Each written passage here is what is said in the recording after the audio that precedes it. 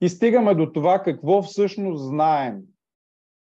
Всеки път в бъдеще, когато си мислите, че нещо знаете или казвате на някой друг, че нещо знаете, си спомнете за този принцип, за който говорим сега.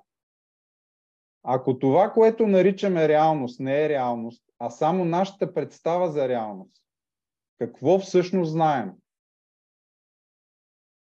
И единственото, което знаем, е какво чувстваме. Единственото, с което аз не мога да споря с който и да е човек, е за това какво той чувства. Защото аз нямам представа какво той чувства.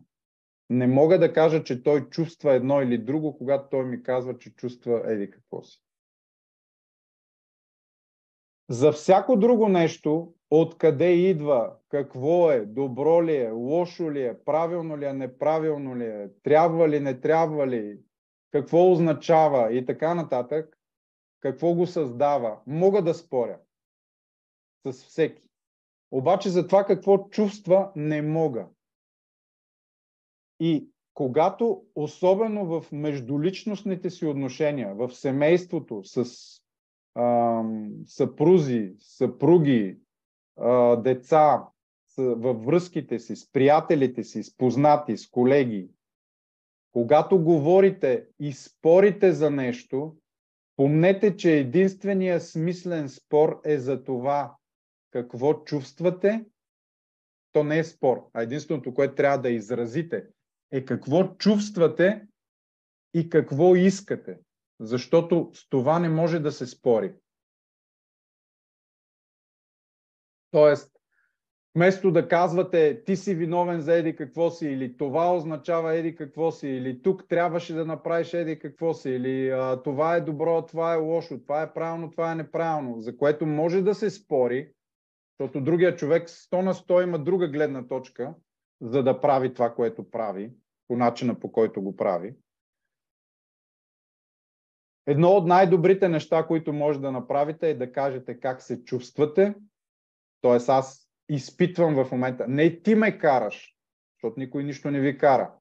Вие избирате да се чувствате по определен начин под въздействието на действията или думите на другия.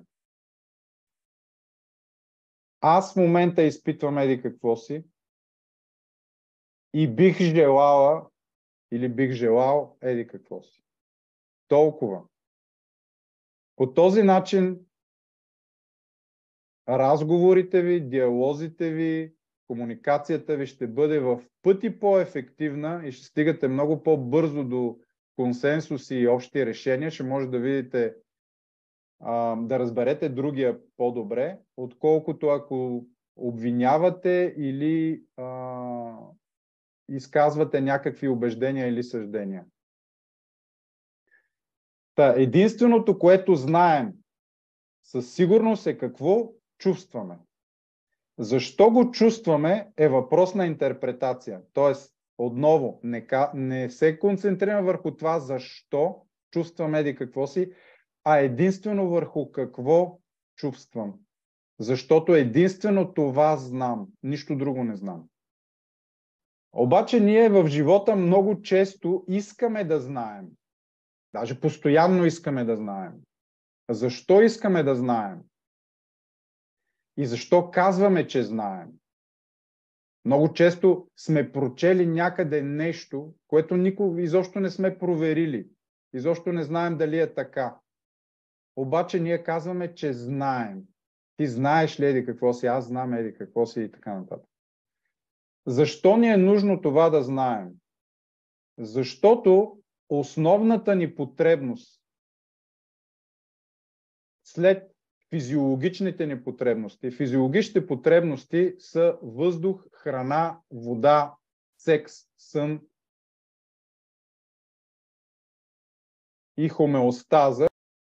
Според тази пирамида, която виждате, която е иерархия на човешките потребности от един много известен психолог Ейбрахам Маслоу, след като си задоволим тия физиологичните нужди, които са отговарят за това да оцеляваме и да съществуваме, следващата ни основна потребност е потребността от сигурност. И когато си мислим, че знаем, ние се чувстваме сигурни. Когато не знаем нещо, се чувстваме несигурни. И тази несигурност ни плаши. И толкова ни плаши тая несигурност, че ние сме способни на това да се самоубедим, че знаем нещо, само и само да се почувстваме сигурни.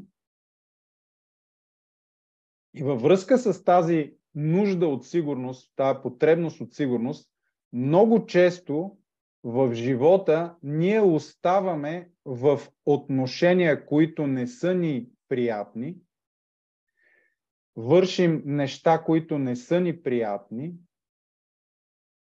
продължаваме да робуваме на навици, които знаем, че не са полезни и приятни за нас, защото с тях сме свикнали и там знаем какво ще получим от дадено действие, от дадена дума, в живота какви ще са последствията. Тази сигурност ни държи привързани към старото и ни пречи да се променим и да тръгнем към новото. Защото новото е неясно, несигурно. Ние си мислим, че ще е по-добро, надяваме се, че ще е по-добро. Обаче, когато тръгнем към него, веднага на подсъзнателно ниво изпитваме тая несигурност и това ни спира. Това го казваме във връзка с постигане на всякакви цели, независимо в какво отношение са, дали са здравословно, връзки междуличностно, кариерно, пари, семейство, деца или каквото там друго се сетите. Личностно развитие, духовно развитие. Промяната е супер трудна за много хора, защото тази несигурност на неизвестното ги плаши. И кои са най-големите ни страхове?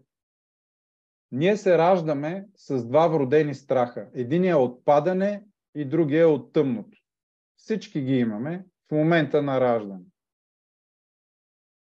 Когато пораснем, най-големия ни страх става страха от смъртта.